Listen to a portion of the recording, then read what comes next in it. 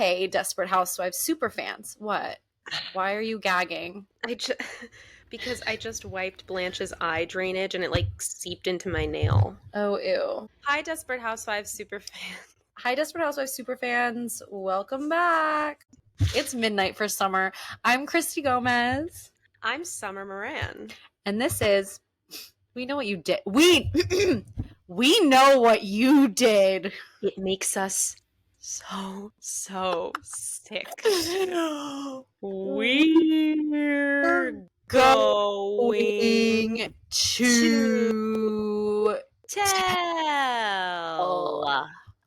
Before I let Summer take the stage right now with her moment of desperation, guys, we have relaunched our Patreon, and I promise now, like, swear on No, like I really promise. I really swear that we are gonna have weekly content of like extended moments of desperation. And I'm not saying like an extended cut of this. Like we are dedicating ourselves to a second day of recording when we can barely record this.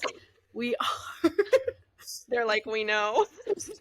We're doing a separate recording of just going more detail, yapping about our weeks and whatever else we feel like talking about. You have to stop touching that microphone. I'm trying to like turn it around now that my mic's finally working again. So please subscribe and buy our merch. But give us your money. No, like I promise like it will be worth the $5 a month if you are at all interested in in us as people. It will be worth it. It will be worth your while. It's less than the cost of a cup of coffee. For real, shockingly enough. It's less. I can't think of what else is less than $5. Yikes, should we raise our prices? A banana's like 60 cents. Oh wait, yeah, that is less. Wait, it's one banana, Michael. What could it be? $10? Wait, no, so it's like, yeah, a bushel of bananas for to hear more of us chitty chat. Chits chat. We've been through this. We're not doing this again. I know, I'm sorry. My bushel of bananas that sounds like a euphemism. I didn't like that. My bushel of bananas. I don't know what it's a euphemism for, but yeah. I'm going to kick off with my moment of desperation. Yeah, take us away. I know you've had we were chatting a little bit before we recorded, but let our listeners know what's been going on with you the last week. And I feel like this all happened like right after we recorded. It did. Recorded our Patreon. It sure did. All right, listeners, I'm going to give you some context. Now, this is an absolutely heartbreaking thing for me to regale, so buckle up. They are seated right now. We're laying it all on We're Going to Tell tonight. Oh, because we're going to tell. We are going to tell. I just sent the HR email. I am going to tell. So, in February, I started a new job. You guys know this because it's been talked about quite a bit. And at that new job, I developed a weird little crush on one of my managers, who, as it turns out, had a weird little crush back on me. And so we started hooking up, and we were doing this for months on end. And I really liked him because I'm stupid. Yeah. We were hooking up from February to the last time we hooked up was July. And after that, like, he was super weird with me. Like, he was so inattentive. He was like barely talking to me, barely answering me. And that, of course, made me very, very angry.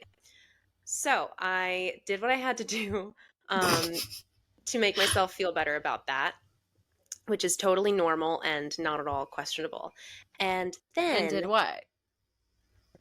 I don't want to say on here because I'm in the throes of the HR investigation now. Okay.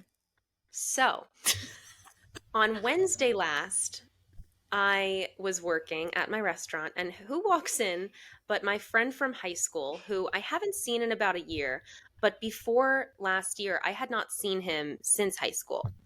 And we were just chatting. Turns out he works for like a company kind of adjacent to mine at this public venue. And the subject came up of my hooking up with this manager. And he said, "Wait a minute. My friend is dating that guy. Like, she's been dating him since November." And I said, "What?" Because that doesn't make sense, because how could I be hooking up with him if he's already dating someone? That doesn't make any sense. Right, like that doesn't Well, happen ever to right, anybody. it's never happened to me, I'll tell you Mm-hmm. that. So I felt my heart start to race, my hands start to sweat, even though they always do that, and my entire body starts shaking violently. So I went to the manager on duty. I should point out, this is an entirely different person, because that the person I was hooking up with no longer worked with me. Great. But he does work at another restaurant, and I know where it is. So I went to the manager on duty and I said, "Hey, I am having a panic attack. I cannot finish out the next 20 minutes of my shift." And he was like, "Okay, you can leave." So I dip. I get on the phone with a couple people sobbing. And I was like, "Well, I'm not letting so and so get away with this." And so I jumped in a car. I jumped into the Uber. I went down to the restaurant and I stormed in there. I marched right up to the host stand and I said, "Is he here?" I named I his think you name. should name him. "Is Cooper here?" Thank you. Uh-huh. And the hosts, it was these two guys, and they were kind of confused, and they were like, yeah." And I said, "I need to see him right away." So he's like directly in front of me, like down across the room. And so he comes over, and I said, as loud as I could, "Dating someone since November and fucking me since March? What the fuck?" And he pulls me outside and he was like, "What are you doing? What are you talking about? This isn't appropriate." And I was like, oh, this isn't appropriate. Me approaching you about this isn't appropriate, but you fucking me while you have a girlfriend is not inappropriate. Oh, okay, great, great. So I how do I say this politely? I ripped him a new asshole, and he stood there and took it as I dished what he deserved. And I could have done so much worse, but I was pretty proud of how I laced into him. And I did make it very clear that this man deserves nothing good in the world. And, I thought of a really good line today that I was like, "Ooh, that would have been a deep cut." But What I was told it? him, what I wish I would have said is, "Anybody who tells you they love you is lying." This is so like Charlotte York in Sex in the City when she goes, "If I ever see Big, I'm Charlotte. If I ever see Big, I'm gonna say, you will rue the day you were born." No, it's true. He is going to rue the day. He's going to rue every day for the rest of his life, because I'm going to destroy his life. So I'm standing there yelling at him. He's taking it. And as I'm cursing him out, he's nodding and he's going, "Yes, you're right. Thank you. Thank you." And so I finished with, "I don't wish death on you, but something close to it." And Slay. we talked about, he was like, "We can't do this here." I said, "Great. So we're going to do it at a different juncture. We're going to talk about this." And I left and I texted him and I said, "You can call me when you're off of work." I did not get an answer. And I gave him over 24 hours to respond. And when I didn't get a response, I followed up by saying, "Your silence tells me everything I need to know. I hope the darkest pit of hell opens to swallow you whole, and you should be lucky that I ever breathed in your direction. Good riddance." And because this is not a PG podcast, I also included, "By the way, I faked it every time, every single time," which I did. So, ladies and gentlemen, and gender nonconformists of the jury, um, what say you? This has had me feeling like I have a brick in my stomach for days, and it was only yesterday that I started to feel much better. I know I've just alluded to HR, and I am getting them involved in this because there is just like a bigger situation at hand. Um, so that was my really big moment of desperation. My sort of offshoot, my subset moment of desperation is that I had to go to this wedding on Friday. No, trust me, I have a point here. I have a point here. I had to go to this wedding on Friday in Jersey. And for anybody who's ever been in New York City on a Friday afternoon having to go to Jersey, Oh, brother. no, you know, it is a dangerous game to play. So I decided, why don't I carpool to the wedding with friend of the pod, Nicolette, and her fiance, Stanley? Friend of the pod, Stanley. And so I take the train from my neighborhood in Manhattan over to Brooklyn. I get off the train. It's a 10-minute walk to their apartment, and you have to cut through like the NYU Brooklyn campus. And so I'm in my cute little heels. They're like my big chunky heels, but Mm. my feet already hurt. And I go over to where I think I need to go to get out, but it's gated off. And there's a big sign that says no entry without valid ID. And Oh my there is, God. I told you it was a Don't subset. say it. No, it's not as bad as you think. So there's a guard there, and then there are two police officers behind the guard. And I said to the guard, "Hi, can I go through here? I gotta get out." And he said, "Do you work here?" And I said, "No." And he said, "Then no, you can't come through here. This is for authorized personnel only." And I said, "Oh, but what if I did work here?" And I kind of like batted my eyelashes a little bit, like a little hair Wait, toss, where we're working where? just at the NYU like Okay. campus area, and whatever was on the other side of that gate. Mm-hmm. And he was having none of it. And he was like, "Nope, you can't come through. You have to go around the other side."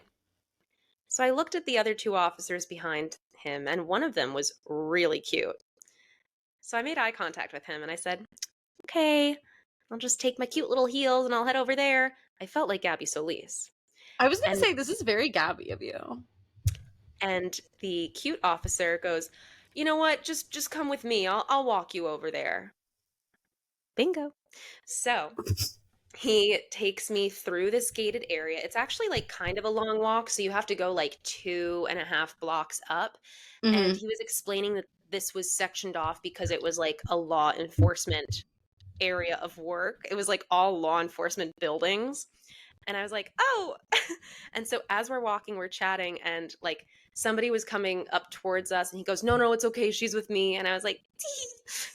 So then he brings me over to the corner, and I thanked him and I said, "Oh, you're such a gentleman." And of course, I'm batting my eyes and I'm just really milking it. And he was like, "You know where you're going from here?" And I was like, "Oh, I think I can figure it out." And then I walked over to Nicolette's apartment, and the Uber comes to get us. And the Uber, Christy, guess what route the Uber took? What? Goes right through my neighborhood.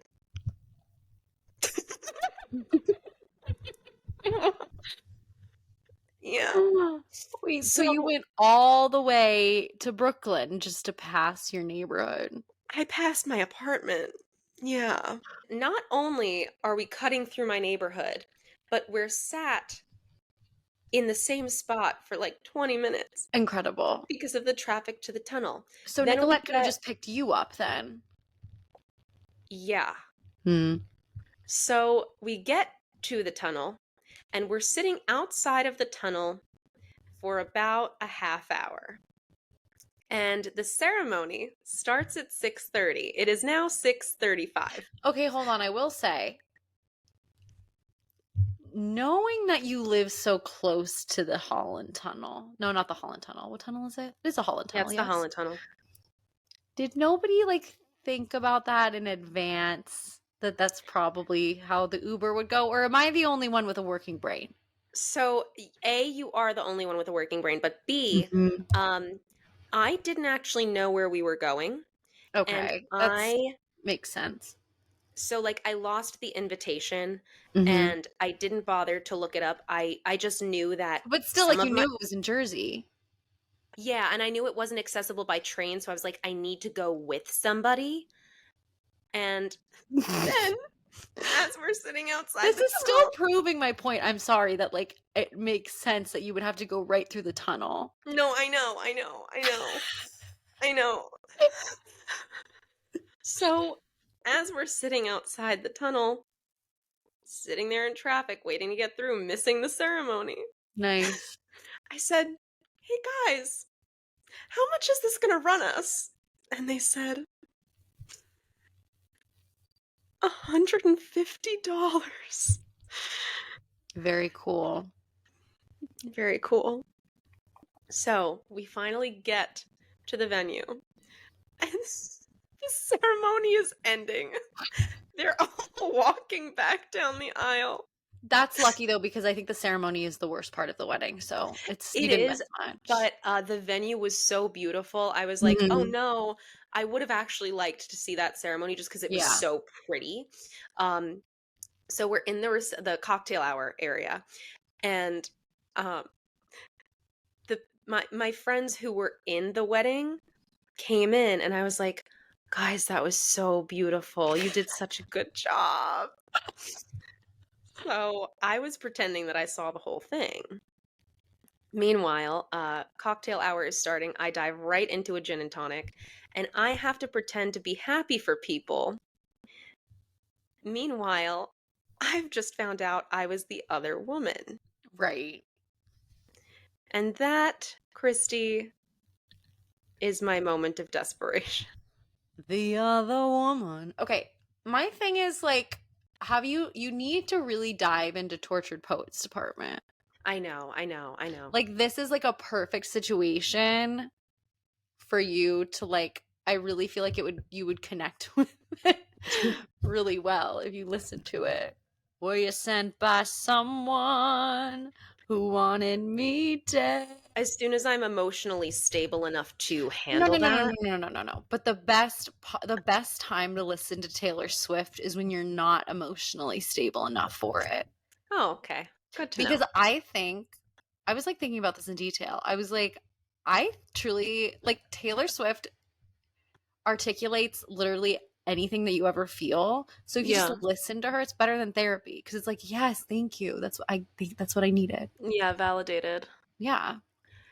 Well, I've now taken up almost 20 minutes with my desperation, so why don't you launch into yours? Mine's kind of the opposite. I've had a great weekend. Um, That's so awesome, man. well, listeners, our recording schedule has been off, obviously. So if you want What to hear else about is new? my, like, I'm trying to remember when we last recorded because we're not like really off schedule. I don't know. I'm Right, confused because we're like way past my actions of Labor Day weekend. right. So if you want to hear about my really uh spooky Labor Day weekend, that is on the Patreon, not to plug, but like it's a really funny story. So just letting you guys know. So after my really spooky, crazy Labor Day weekend, I have been tired all week. Like it's Yeah. also been 105 degrees in Los Angeles all week. So being tired, like going to bed at 5 a.m. one night really threw me for 7 full days. And plus the heat, I didn't go into the office. I was like, I'm not going anywhere. I'm not doing anything. This is terrible. Um, so Friday comes along. That was the peak hot day. I did not leave my apartment. I tried. I couldn't make it. So finally the night falls. I had some friends come over. We roasted. We did s'mores and night swimming, which was so Oh, lovely. I'm so jealous. No, it was so fun. Then Saturday, I went to a Selling Sunset watch party, which was so interesting and a blast. And then today, I went to Santa Barbara. I took a nice solo day because I've just been so social and out doing things. And also, anyway, I'll get to that. So I was so excited about my like relaxing reset Santa Barbara day. And listeners, I don't like to drive, so I took the Amtrak and you can take it right from the Van Nuys. Van Nuys is a spooky place. I know that. It's a spooky, spooky place. But I took the train from the Van Nuys Amtrak. So I got up bright and early this morning. So excited to get on my 10:15 a.m. train.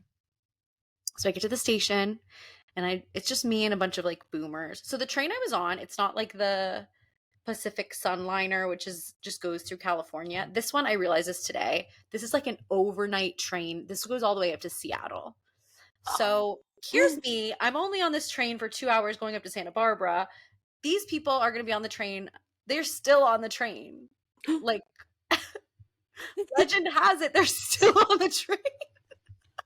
And they never got off. They never hope to be seen again. So I show up to the train station. It's 96 degrees at 10 a.m. And I just hear these boomers go, "Oh my God, our train has been delayed." Was it? I don't know why Jennifer Coolidge just popped out. That's exactly what I was thinking. I'm taking the dog, dumbass. Oh my God, our train's delayed. We don't know. Like, they're all having a freak out over this train delay. And they go, "Oh, well, if it's that bad, we can just take the 4 p.m. And I'm like, 4 p.m.? My return's at 6. Like, I'm not doing that. So they're all having a panic freak out. Then the Amtrak employee comes in and she's like, "Hey, it hasn't left LAX yet. There's engine troubles. So it'll be like 40 minutes. I'm like, whatever, fine. They're all still freaking out. I'm like, it is what it is. So then finally she goes, "Okay, guys, great news. Train, everybody's boarded, but there's now police activity on the train, and they had to and they had to like kick some people out. So it's going to be another 20 minutes. And I'm like, what police activity is going on? So if you were on, and if anybody was on the Coastal, Sun, Starlight, or whatever Amtrak from LAX this morning, can you please tell me what police activity was? Because I really want to know. So after an hour of waiting at the train station, I finally get on the train.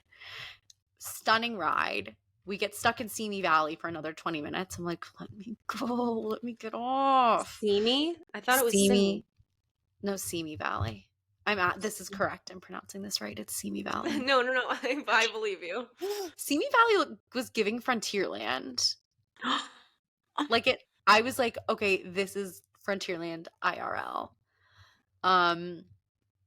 And yeah, so I finally got to Santa Barbara. I launched myself off that train. I was starving. So I went and I got a delicious sandwich and I just sat at the beach for a little while. And listeners, tomorrow is my 3-year LA anniversary. And I was just sitting on the beach listening to my favorite album of all time, Norman fucking Rockwell by Lana Del Rey. And I discovered this album the day it was released. I was not a Lana stan previously. And it was after this was 5 years ago, after a very terrible last few months. I happened to be in Santa Monica for a friend's engagement who's now divorced. And I was just walking around Santa Monica at 8 a.m. by myself. And I just was like, guess I listen to Lana Del Rey now. And I turned this album on and I just started sobbing listening to this album, being like, I have to move to LA. I have to move to LA. So today I was listening to it and I was just so grateful and I was so happy. I was like, I'm so glad I live in Los Angeles. I have so many cool friends. I have a fine job. And I was just having a gratitude moment. I was like, this is so good. Like, especially where I was 5 years ago and 3 years ago. I'm like, this was simply the best decision of my life. So I feel like I'm kind of on the other side of what you are now dealing with, wanting to leave New York City, because New York, I've said this a million times over, but like New York will tell you when you got to get out of their crazy place. It feels like being pushed out so forcefully. Yes. Yeah. It's there. I'm telling you, that city is truly alive and breathing, because I felt like I physically, like I didn't want to leave. I had Exactly. to. Yes. Like I was like, I grew up here. Like, this is my home. I don't want to leave, but I had to get out. I had no other option. Yeah. I was like, I could be sitting here and be miserable and be comfortable, or I'm just going to force myself to move to LA. Like, I'm done. But yeah, no, like it's like a physical feeling. And you know in your soul when it's time to go. Oh my God, we have so many songs we have to add to We're Going to Sing No, I'm playlist. telling you, Taylor Swift always gets it. But yeah, and then I left the beach. Also, LA beaches are bad, low key. Like the waves are always too big, you can't swim. So And you love to swim. I love swimming. So the Santa Barbara beaches are so nice, like shallow water. You can like walk around. I think it's my favorite place in the world. And then I just walked around the downtown for a little bit. Again, listening to just Lana Del Rey all day. I did have a really crazy experience. I spent a lot of money for literally no reason. I was just buying stuff and swiping my card. I was like, well, whatever. So the sweatshirt I'm wearing, I walked into this little, I love like a tacky souvenir store.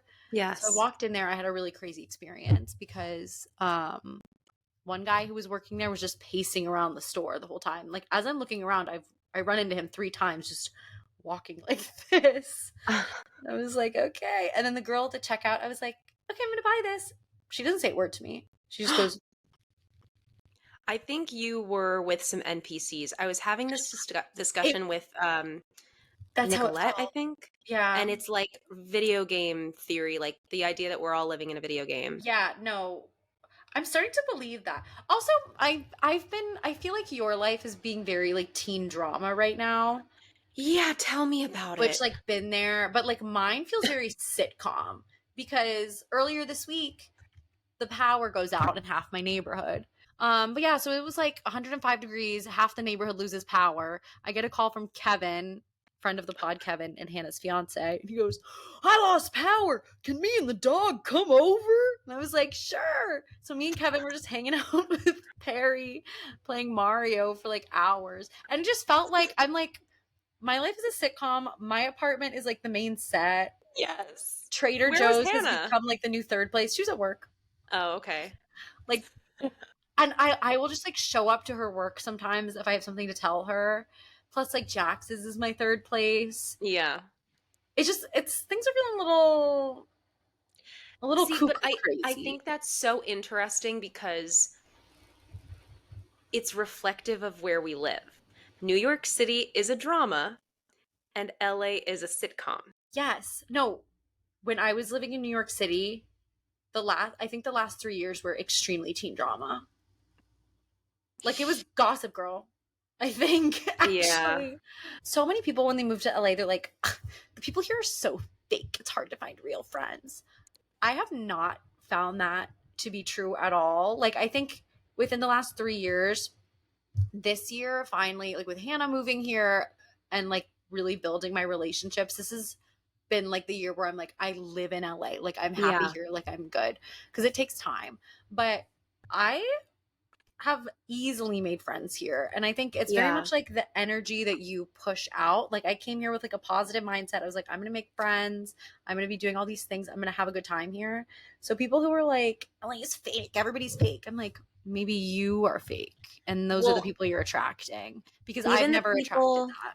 No, but exactly. Like, even the people I know from LA who have moved here, and there are Mhm. multiple, they're like, oh, I hated LA. Like, everybody was so fake. And I've always been confused by that because, like, I was taking classes at that acting school that I was Yeah. working for, and I really liked everybody there. And I never had an issue with anyone. And I was always like, why do people say that people in LA are fake?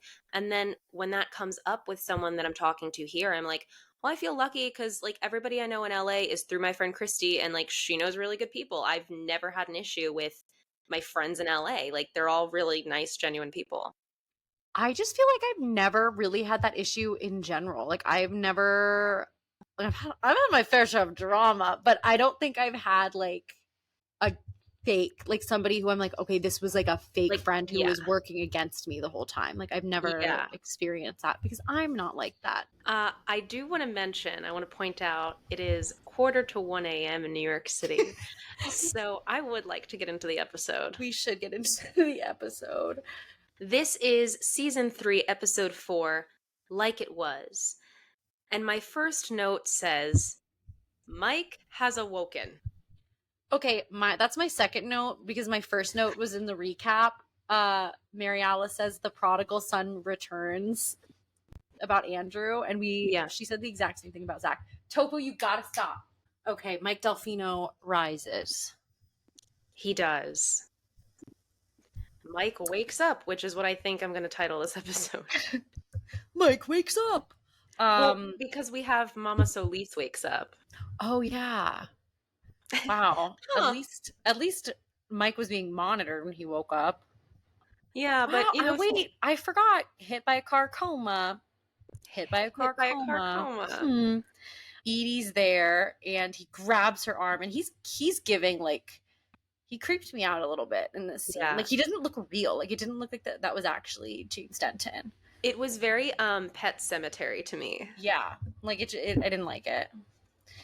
But I did love the way that they did like the little phone tree montage of everybody finding out. Yes. Like Edie went to the doctor, who happened to be Ida's nephew, who called Lynette, who called Tom, who called Carlos. Tom emailed Carlos while he was playing a computer game. I think that distinction is important to be made. I did put that in. Tom was playing a video game. And he emailed Carlos this information. And then Carlos called Gabby. Gabby called Bree. Bree called Danielle. Danielle called Julie, and Julie called Susan. I can't believe I got that from memory. Yeah. Because I didn't take any of, I just said phone tree. But then it stopped at Julie because Susan's unreachable. Yes, it had to stop at Julie. And then we are introduced to the founder of Fairview, Edward Sibley, who was apparently a really bad dude. We don't learn too much about him, just that he is one of the characters in this history fair that's coming up. We learn about Edward Sibley, who is a womanizer and a horse thief and somehow founded Fairview.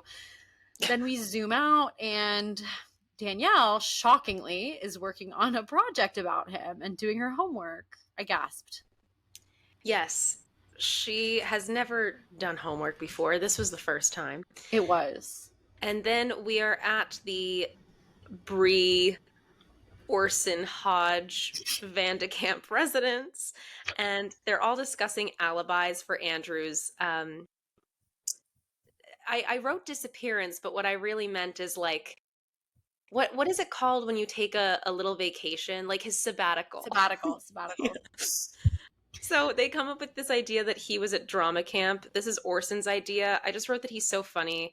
And Andrew's like, why can't we just tell the truth? Like, you abandoned me on the side of the road and that's it. And then they're like, drama camp it is. And Orson also goes, we could say drama camp and it can be an in-joke with us, that the drama of the family. And Andrew's like, is he like this all the time? He's literally Bree's perfect match. Yeah. So then we go to Gabby's house where she is hosting a yard sale, and Carlos pulls up very angry that she's selling all of his stuff. My note just says, Gabby is amazing. I feel like her right now. And the reason is I adopted this particular Gabby attitude in the scene in my real life yesterday when I was destroying the man's reputation, and I would go up to everybody at work and say, oh, isn't it so awful what he did? Now I have to ruin him. Like, I fully possessed the spirit of Gabrielle Solis. That's so funny that you say that, because when I watched this scene, so she's doing the yard sale because she's not getting enough spousal support. And my thing is, I'm like, this is why women should not marry rich and need to get a job. Because this is what happens. You get a divorce, and then all of a sudden you don't have your own money. I don't want and you have no life skills, and you can't. I don't want life skills. I want someone else to do the work. Tofu just launched himself into the air. Christy, I'm so done with hearing about what Tofu's doing. No, he ran and he flew 6 feet into. Guys, do you think that Christy makes up stories about her cat? Yes or no? Okay. Sure. You know what he's like. I do. That's true. No, but I was very much like, No, this is why women need jobs, and marriage is a sham, and marriage is just traps women. Period. It's just in Christy hates marriage. It's true. And then Parker wants to quit baseball, and Lynette won't let him because she says her kids aren't quitters. And then she tries to make him practice, and his eyes are closed. And this just reminded me of me and my dad when I was a kid. So, yeah, I get that. And I wrote that Lynette had a good point. My parents forced me to continue piano when I didn't want to. I'm not grateful for it, but I get the principle of like doing something that you committed to and seeing it through. I wish my parents were more like that with me because they'd let me quit whatever I wanted to. Well, the friggin' grass is always greener, isn't it? It is, because I played piano, but I wasn't like dedicated enough to it, and I wish I would be a better player. But also, my piano was never tuned at home, so it didn't sound good. I still resent the piano to this day. Like, I hated it. Really? Oh I liked it. I just couldn't really read music well. So, like, now I can do a chord. I know so many chords that I can whip out whatever, and I like it more to I feel like you play better than me, but I read music really well.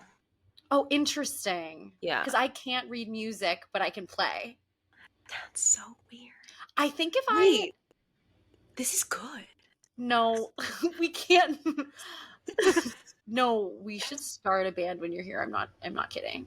That's what I'm saying. But I think if I now that I know chords, I think if I got a workbook, I think I could read music. So I'm gonna start doing that. Yeah. Okay. We'll workshop it. Yeah. I think I need to be a pop star. Like, I want to be TV executive by day, pop star by night. Okay. Sorry, it's 1 a.m. I'm sorry. I've been nonverbal all day by myself. And now you're too verbal. Okay, so Susan and Ian are up at the cabin in the woods.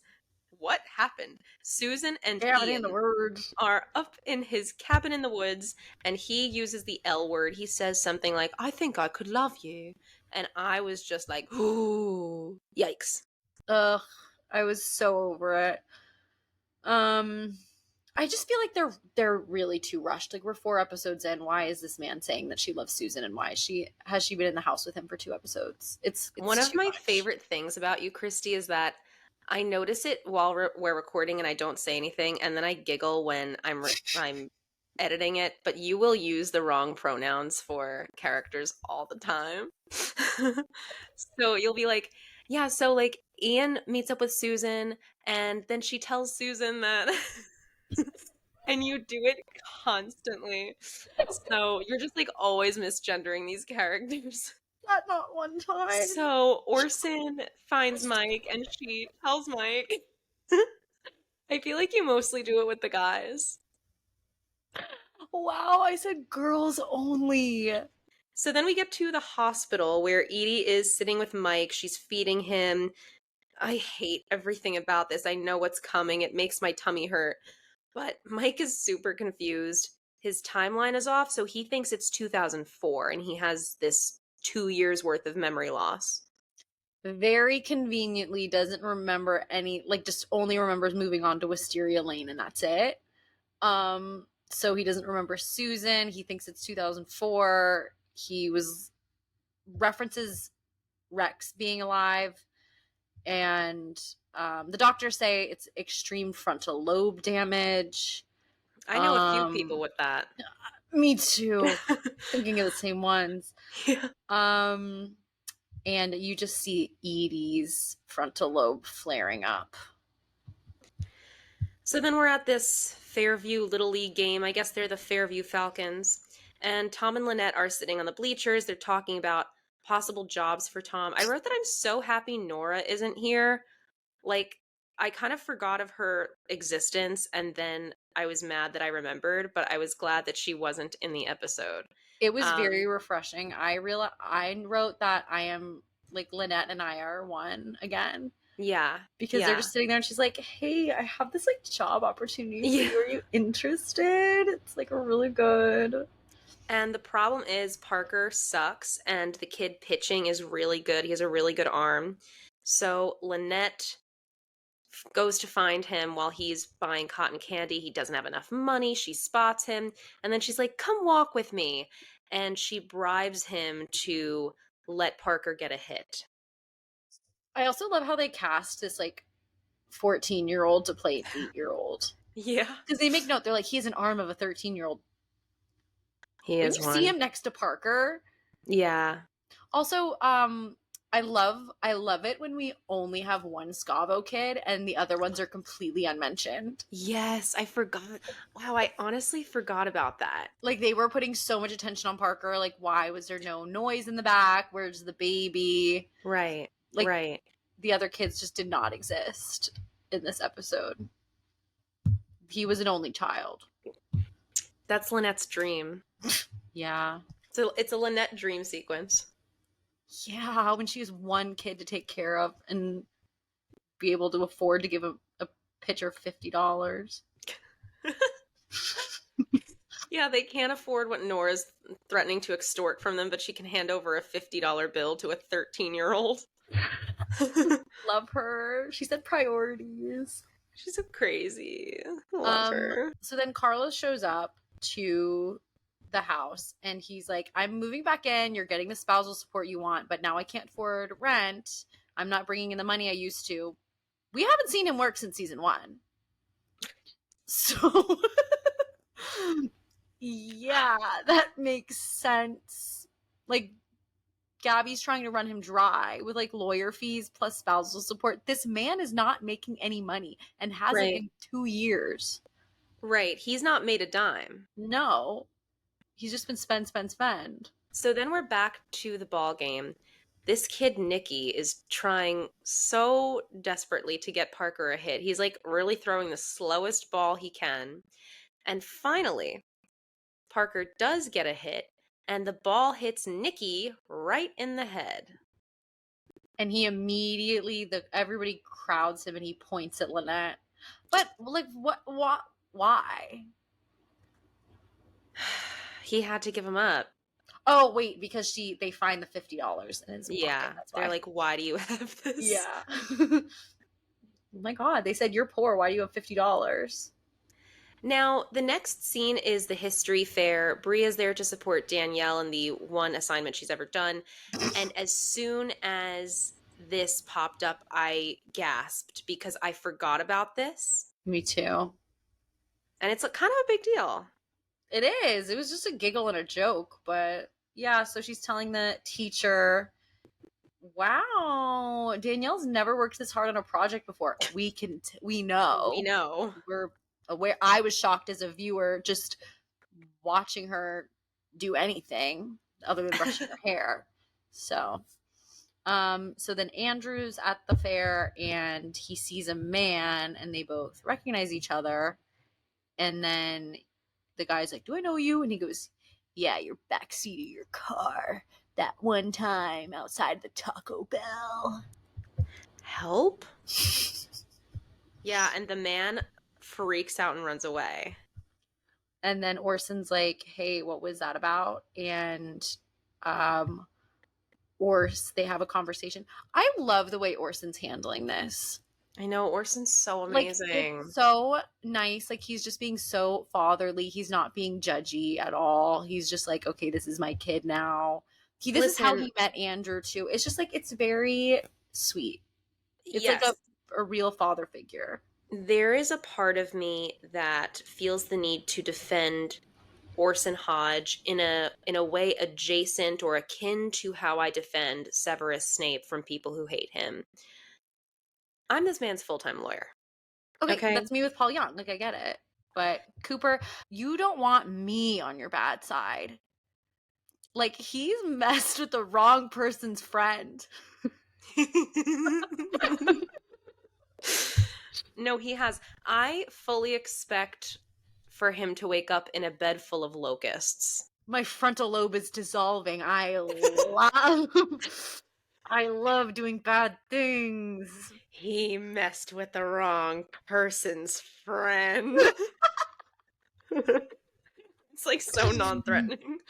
He messed with the wrong girl adjacent. Like, my thing is, like, say whatever you want to me, I don't care, but mess with my friend. So then Bree asks Orson later in the night about what they were talking about, and he goes, "It's not my liberty to say." And then she goes, "Say it." And he goes, "Okay." And then he tells her everything. And she just doesn't get it. He's like, "Well, he had to, like, do things for money." And she goes, "Well, good. I'm glad he learned a sense of responsibility. I'm glad he got a job." Desperate Housewives is very job positivity. Job positivity, yeah. Yeah. Employment positivity. And then he's like, "Well, no, like, things that he's not proud of." And she goes, "Okay, like what?" And then he finally alludes to it, and she's like sick to her stomach about it. And then Bree goes to her friends. She goes to Gabby and Lynette, and she's talking to them about what to do. And they're like, "Oh my gosh, if he did that with I forget what the man's name was, but the man who has a wife and a kid." Yeah. And they're like, "You should definitely tell her. Oh my God." And then Carlos walks in. Wait, hold on. I was a little bit confused here because did she forget about the whole Maisie Gibbons situation? Say more. Like, Bree's like, "Oh my God, what would you do if you found out Oh, your yeah. husband was cheating on you? Like, should you tell them?" I don't know what I would do. The Maisie Gibbons thing was kind of exactly the same. Like, because he doesn't have like a girlfriend on the side. He was just seeing a hooker basically, which was what Maisie Gibbons was. So I'm like, this is like, Bree, you actually have been in this situation. Right. This is Before. precedented. Yeah, except it wasn't like a homeless male teen. It was just another housewife. But Right. like, the feeling. So I think maybe the dynamic is different for Bree because of the age gap and the homosexuality part of it. Like, yeah, maybe but like that's the girls why. don't know that. Like, she wasn't Oh, telling okay. that. So why Yeah, didn't that's true. they That's put it true. together? Like the way that she was saying it. Phrasing it, yeah. Yeah. Yeah, that's a good point. So I was like, interesting. Hmm. Yeah, so then Carlos walks in his underwear. And he starts digging through the fridge, and the girls are confused, and they're like, "Hey, are you and Carlos getting back together? Because, like, why is he here, and why is he undressed? He's in a state of undress." And Gabby goes to yell at him in front of her friends. And they're fully just, like, terrorizing each other. They're just, like, evil roommates now. Yeah.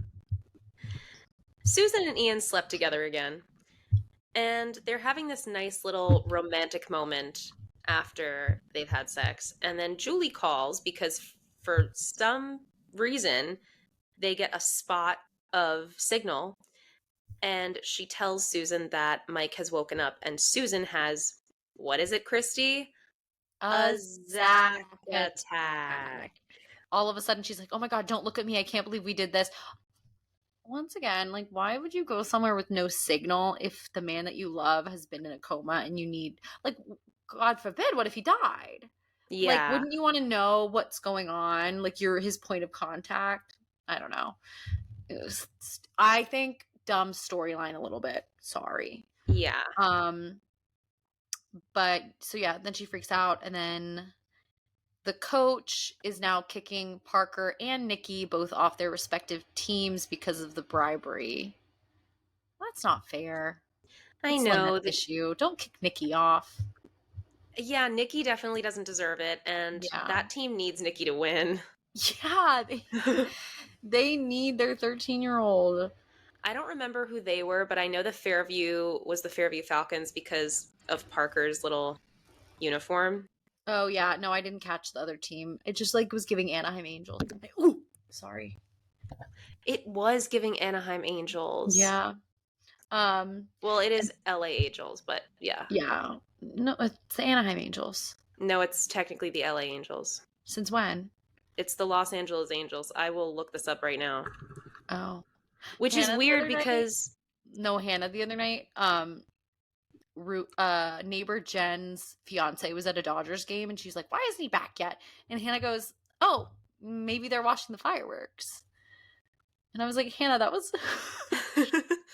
They don't just do fireworks at baseball games. That was just ours. That's so funny. It was just the way she said it. She goes, Oh, maybe the fireworks haven't started yet. I love Hannah so much. She's amazing. Yes, it is the Los Angeles Angels, even though they're technically in Anaheim. But I want to point out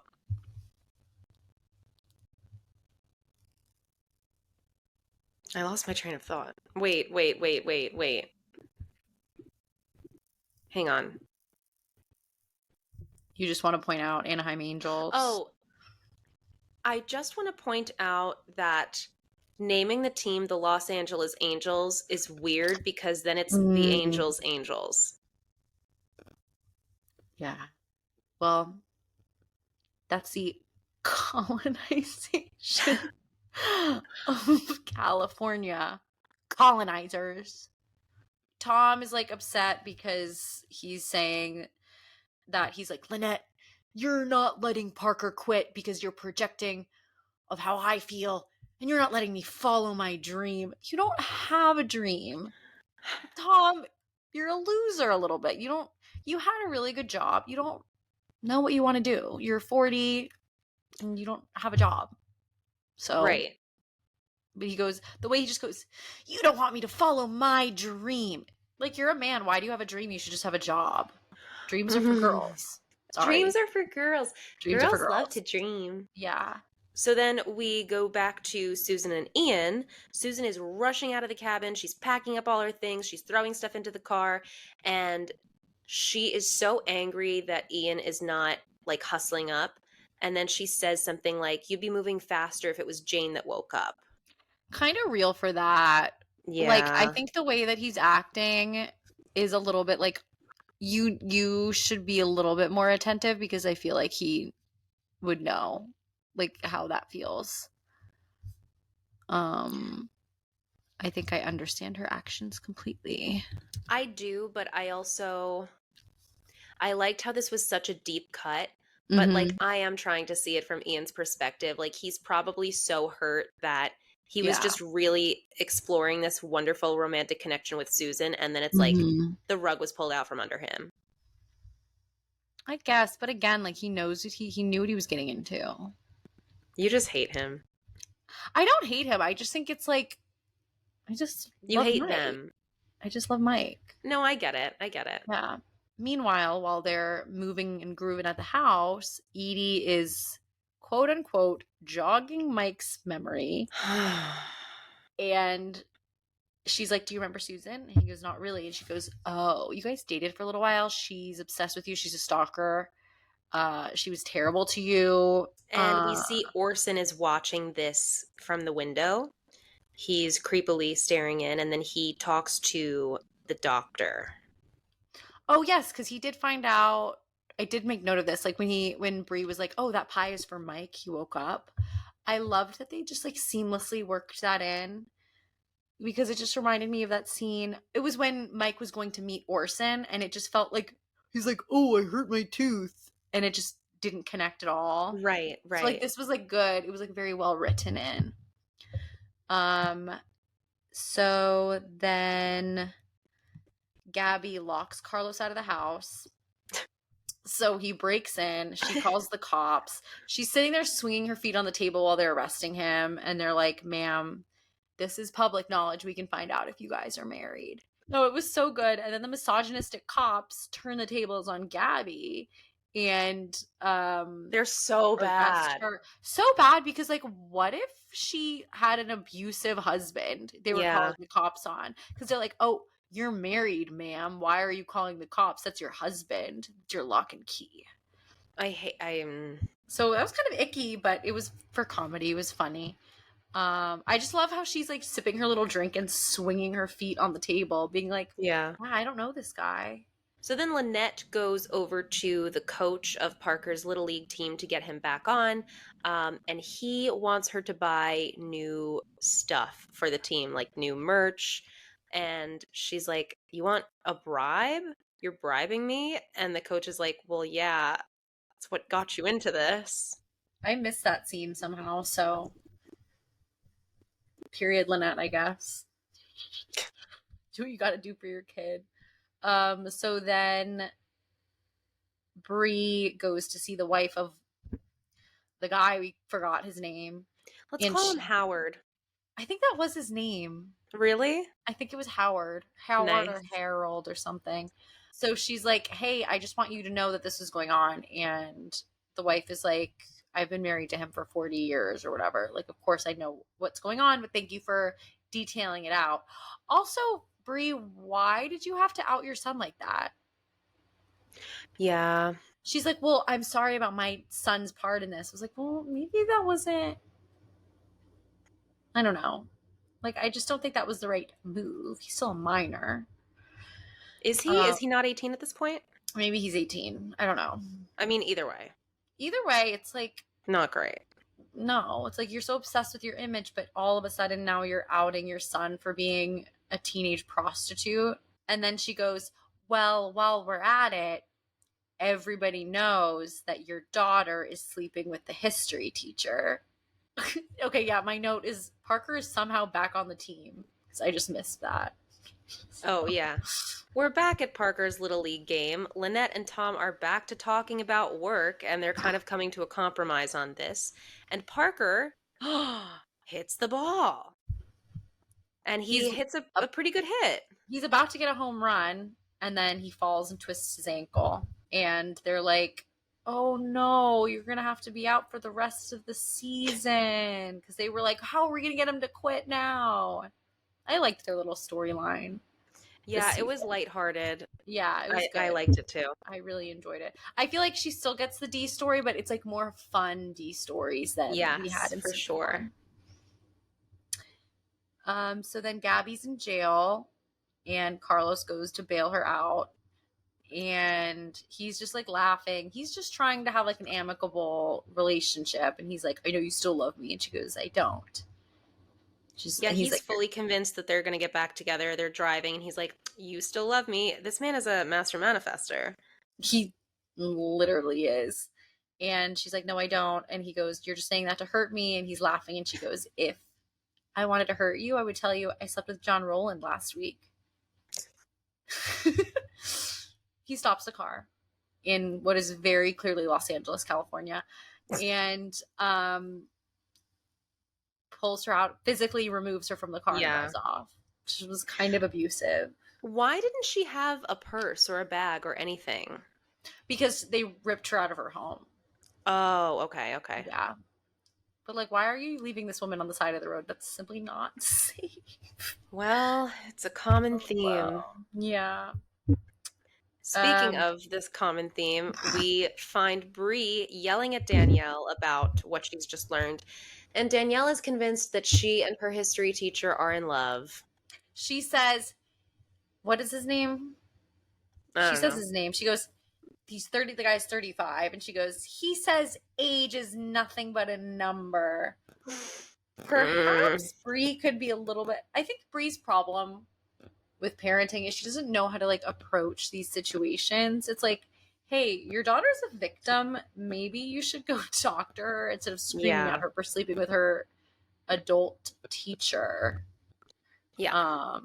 But, and again, this is good casting because he very clearly looks so much older than her versus with Gabby and John Rowland. Like, we kind of subconsciously become okay with it because they look exactly the same age. So that's the difference. I said poor Bree because she talks about how she's just so tired of being, I don't know that she said a bad parent, but like she was getting to that point of like feeling like she's a bad parent. And I loved this scene. This is definitely a turning point for Bree and Andrew because she says, she was like, what did I do? Like, what was I so bad? And he was like, you didn't do anything. It's just, you wanted us to go one way, but when you're so forceful about it, like, we're going to want to go the other way. And she's like, oh, okay. Oh, okay. Yeah. And then I found myself again feeling kind of bad for Ian, which I know you won't. Yeah, he drops her off at the hospital. I did feel a little bit bad for him in this scene because he's at this point trying to be nice. And Susan yells at him and then runs into Mike. She has no idea. He doesn't know who she is. So she's like, oh my God, I'm sorry I wasn't here. And he goes, hey, I don't really know who you are. Like, can you leave? And she was like, oh, okay, well, I'll come back tomorrow. He goes, I'd prefer if you don't. Oh, it's so painful. Really sad. Also, I noticed he's in room 333. Nice. Yeah. Well, that's why he woke up. He had an angel number. Exactly. And then Edie slinks back in the room. Because I'm not, like, every time I've watched this, I'm so focused on I want Susan and Mike back together. Because I'm not super focused on that right now, it's not making me as mad. Like, I'm kind of watching it from, like, an ooh, tea perspective rather than, no! Yeah, yeah. Because I'm, like, seeing the other things. I get that, but Yeah. I just know what's to come, and I'm I know. preemptively hurting. I know.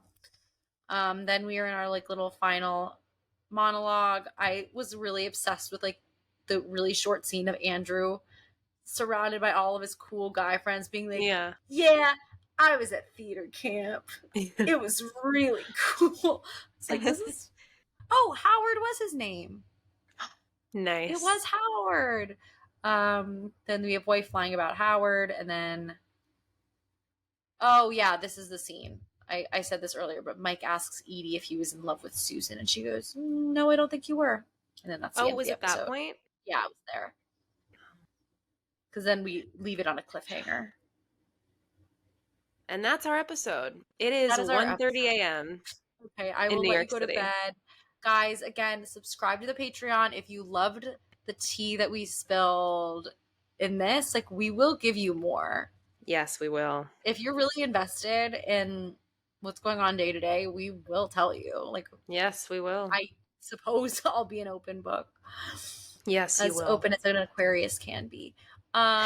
Anyway, guys, that's our episode.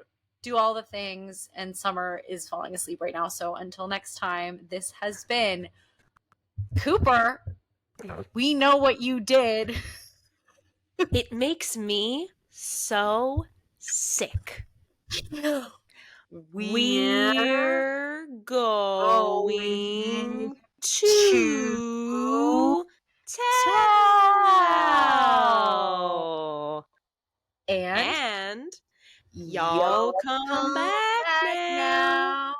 Y'all hate